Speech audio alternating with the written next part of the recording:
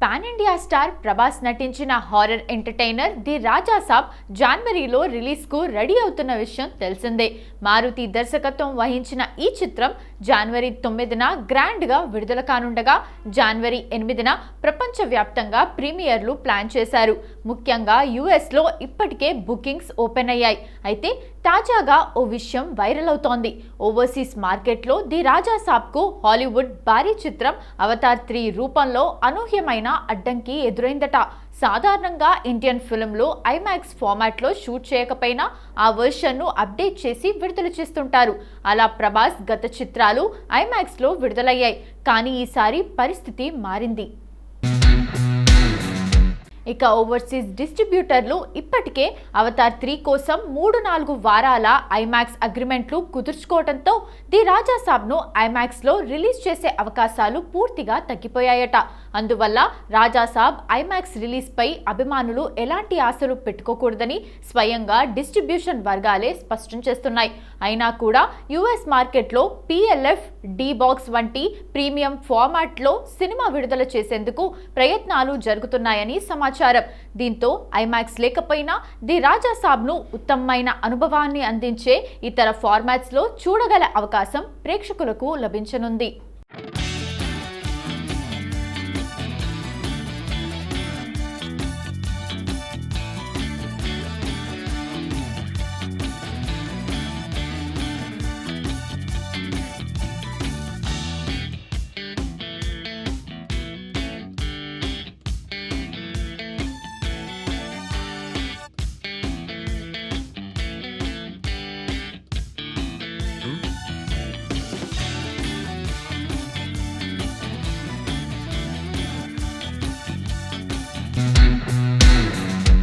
రజనీకాంత్ కు బక్కోడు ఉంటే బాలయ్యకు బండోడు ఉన్నాడంటూ సరదాగా తమన్ ఓ సందర్భంగా వ్యాఖ్యానించాడు.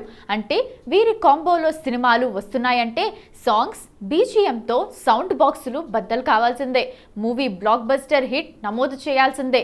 తమిళ్లో తలైవాకు అనిరుద్ మ్యూజిక్ ఇస్తున్నాడంటే వేరే లెవెల్ హైప్ ఉంటుంది.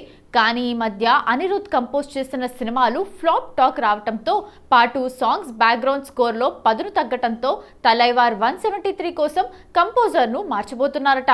నయా సెన్సేషనల్ మ్యూజిషియన్ సాయి అభ్యంకర్ను తీసుకోబోతున్నారని టాక్. ప్రైవేట్ ఆల్బమ్స్తో ఓవర్ నైట్ పాపులారిటీ సంపాదించాడు సాయి అభ్యంకర్.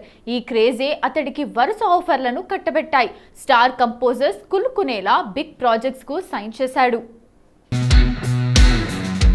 1 కాదు 2 కాదు, సుమారు 1/2 డజన్ చిత్రాలకు కమిట్ అయ్యాడు.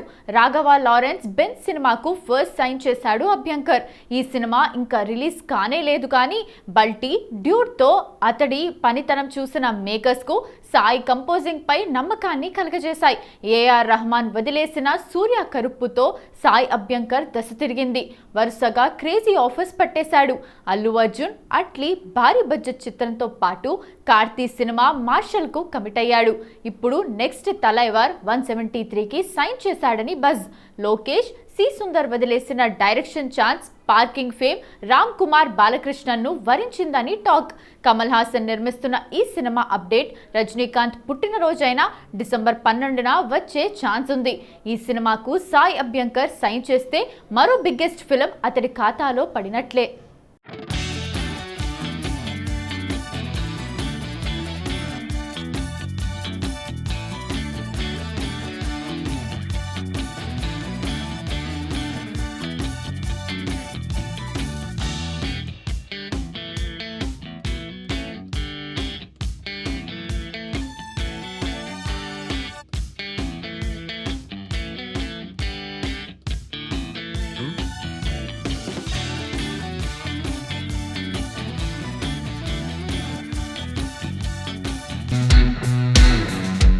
దక్షిణాది సినీ పరిశ్రమలో తనకంటూ ఒక ప్రత్యేకమైన గుర్తింపు తెచ్చుకున్న నటుడు సూర్య.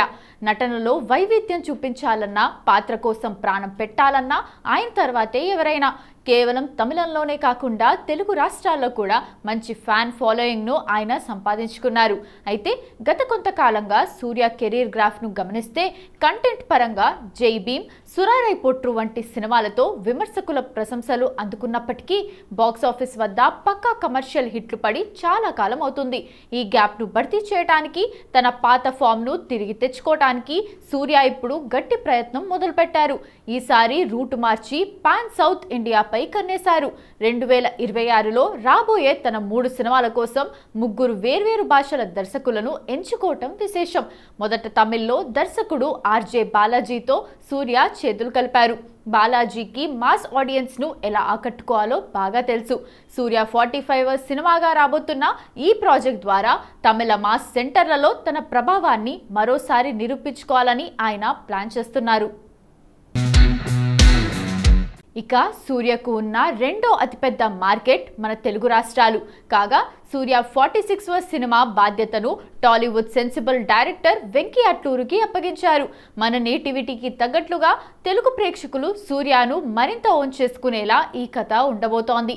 వీటితో పాటు కేరళలో సూర్యకు ఉన్న భారీ ఫ్యాన్ బేస్ ను క్యాష్ చేసుకోవడానికి అక్కడ రీసెంట్ గా సెన్సేషనల్ హిట్స్ ఇచ్చిన జిత్తు మాధవన్తో సూర్య 47వ సినిమా ఖరారైంది. మలయాళ చిత్రాల్లో ఉండే వైవిధ్యం, సూర్య లాంటి నటుడి పర్ఫార్మెన్స్ తోడైతే అక్కడ కొత్త రికార్డులు సృష్టించడం ఖాయం. మొత్తానికి కేవలం బాలీవుడ్ లేదా భారీ యాక్షన్ సినిమాల వెంట పడకుండా దక్షిణాదిలోని ఆయా రాష్ట్రాల నేటివిటీని నమ్ముకోవటం సూర్య తీసుకున్న చాలా తెలివైన నిర్ణయం. తమిళ, తెలుగు, మలయాళ భాషల్లో ఆ ప్రాంతపు దర్శకులతోనే సినిమాలు చేయటం వల్ల అక్కడి ప్రేక్షకులకు సూర్య మరింత దగ్గరయ్యే అవకాశం ఉంది. ఒకే ఏడాదిలో 3 విభిన్న ఇండస్ట్రీల దర్శకులతో పనిచేస్తూ దక్షిణాది బాక్సాఫీస్ను షేక్ చేయాలనేది సూర్య మాస్టర్ ప్లాన్. మరి ఈ సరికొత్త వ్యూహం సూర్యను మళ్ళీ నెంబర్ 1 స్థానంలో నిలబెడుతుందో లేదో చూడాలి. యంగ్ హీరో నిఖిల్ సిద్ధార్థ్ తన కెరీర్లోనే అత్యంత భారీ బడ్జెట్తో ప్రతిష్టాత్మకంగా తెరకెక్కుతున్న చిత్రం స్వయంభూ. భరత్ కృష్ణమాచారి దర్శకత్వంలో పూర్తి పీరియాడికల్ మైథలాజికల్ డ్రామాగా రూపొందుతున్న ఈ సినిమాలో నిఖిల్ రాజుగా సరికొత్త లుక్లో కనిపించబోతున్నారు. ఈ సినిమా అనౌన్స్ చేసినప్పటి నుండే ప్రేక్షకుల్లో, ముఖ్యంగా నిఖిల్ అభిమానుల్లో భారీ అంచనాలు నెలకొన్నాయి. దానికి తగ్గట్టుగానే ఈ చిత్రం నుండి వినిపిస్తున్న తాజా వార్తలు సినిమాపై హైప్ను మరింత పెంచుతున్నాయి. కాగా ఈ సినిమాలోని నిఖిల్ ఎంట్రీ సీన్ గురించిన క్రేజీ అప్డేట్ ఇప్పుడు ఫిల్మ్ నగర్లో వైరల్ అవుతోంది. సాధారణంగా హీరోలు డాన్స్ తోనో లేదా ఫైట్ తోనో ఎంట్రీ ఇస్తారు. కానీ స్వయంభూలో నిఖిల్ ఒక భీకరమైన యుద్ధం మధ్యలో ఎంట్రీ ఇస్తారట. ఒక శక్తివంతమైన రాజుగా నిఖిల్ శత్రువుల మీద విరుచుకుపడే ఈ సీక్వెన్స్ విజువల్స్ పరంగా హాలీవుడ్ రేంజ్లో ఉంటుందని మేకర్స్ హింట్ ఇస్తున్నారు. ఈ సీన్ కోసం నిఖిల్ కత్తి యుద్ధం, గుర్రపు స్వారీలో ప్రత్యేక శిక్షణ కూడా తీసుకున్నారు. ఈ సినిమా విజువల్ క్వాలిటీ విషయంలో ఎక్కడా కాంప్రమైజ్ కాకుండా కేకే సెంథిల్ కుమార్ సినిమాటోగ్రఫీ అందిస్తున్నారట. బాహుబలి, RRR చిత్రాలకు పనిచేసిన ఆయన విజన్ ఈ మూవీని మరో స్థాయికి తీసుకెళ్లనుంది. ఇక KGF ఫేమ్ రవి బస్రూర్ సంగీతం, ముఖ్యంగా నిఖిల్ ఎంట్రీ సీన్ వద్ద ఇచ్చే బ్యాక్గ్రౌండ్ స్కోర్ థియేటర్లలో పూనకాలు తెప్పించడం ఖాయమని తెలుస్తోంది. సంయుక్త మీనన్, నభా నటేష్ కూడా కీలక పాత్రల్లో నటిస్తుండగా ఫిబ్రవరి 13, 2026న పాన్ ఇండియా స్థాయిలో పలు భాషల్లో ఈ సినిమాను విడుదల చేసేందుకు సన్నాహాలు చేస్తున్నారు. లోకేష్ కనకరాజ్ రీసెంట్ సినిమా కూలీలో అమీర్ ఖాన్ ప్రత్యేక పాత్రలో నటించిన సంగతి తెలిసిందే. అయితే అమీర్ ఖాన్ హీరోగా ఈ తమిళ అగ్రదర్శకుడు లోకేష్ కనకరాజ్ కాంబోలో సినిమా రానుందని కొన్ని నెలల క్రితం వార్తలు వెలువడ్డాయి. ఒక సూపర్ హీరో సబ్జెక్ట్ పై పనిచేస్తున్నట్లు అధికారికంగా ప్రకటించారు. ఖైదీ 2 తర్వాత అమీర్ ఖాన్ లోకేష్ సినిమా ఉంటుందని కూడా వినిపించింది. అయితే కూలీలో అమీర్ ఖాన్ రోల్ పట్ల భారీ నెగిటివిటీ వచ్చింది. అసలు ఆ పాత్ర అమీర్ ఖాన్ చేసి ఉండాల్సింది కాదని అటు క్రిటిక్స్తో పాటు ఆడియన్స్ కూడా అదే భావం వ్యక్తం చేశారు. కానీ విక్రమ్లో రోలెక్స్ పాత్రలో సూర్యకు వచ్చిన ఇమేజ్ తనకు వస్తుందని భావించిన అమీర్కు చేదు అనుభవం ఎదురైంది. ఇక ఈ నేపథ్యంలో లోకేష్ కనకరాజ్ వర్క్ పట్ల అమీర్ ఖాన్ హ్యాపీగా లేడని కూడా ఆ మధ్య వార్తలు వెలువడ్డాయి. కానీ అలాంటిది ఏమీ లేదని క్లారిటీ ఇచ్చేశాడు అమీర్. అటు లోకేష్ కూడా ఖైదీ 2 చేయాలని ప్లాన్ చేశాడు. ఈ నేపథ్యంలో అమీర్ ఖాన్ లోకేష్ కనకరాజ్ సినిమా ఆగిపోయిందని ఫిక్స్ అయ్యారు. తాజాగా ఇంటర్వ్యూలో లోకేష్ కనకరాజ్తో సినిమా గురించి అమీర్ ఖాన్ మాట్లాడుతూ, అవును, ఈ ప్రాజెక్ట్ ప్రస్తుతం పైప్ లైన్లో ఉంది. నేను లోకేష్ కనకరాజ్ గత నెలలో ముంబైలో కలవాల్సి ఉంది. కథనాలపై వర్క్ జరుగుతోంది. సంవత్సరానికి ఒక సినిమా ఇవ్వాలనేది నా ఆసక్తి, భావోద్వేగం. నా వంతు కృషి చేయటానికి ప్రయత్నిస్తున్నాను అని అన్నారు.